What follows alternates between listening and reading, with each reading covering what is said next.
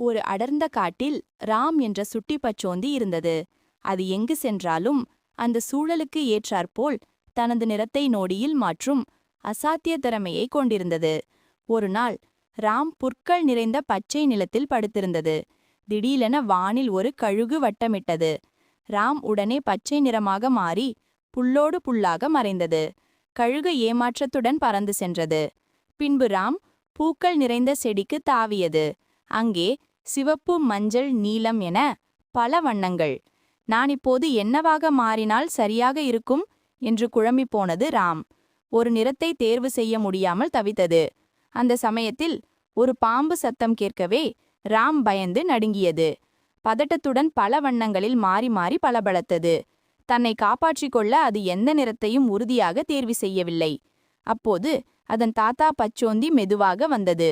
ராம், அவசரத்தில் நிறம் மாறினால் அது உன்னை இன்னும் எளிதில் காட்டிவிடும். பயமில்லாமல் உறுதியாக ஒரே ஒரு நிறத்தை தேர்ந்தெடு. அப்போதுதான் நீ தப்பிக்க முடியும் என்று அறிவுரை கூறியது. ராம் தாத்தாவின் அறிவுரையை ஏற்று உடனடியாக பழுப்பு நிறத்தை தேர்ந்தெடுத்து அருகே இருந்த மரப்பட்டையுடன் ஒன்றியது.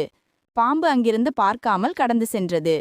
வாழ்க்கையில் பல மாற்றங்கள் வந்தாலும் என்ன சூழ்நிலையிலும் உறுதியோடும் தைரியத்தோடும் ஒரே இலக்கை நோக்கி செயல்பட வேண்டும். அப்பொழுதுதான் வெற்றி பெற முடியும்.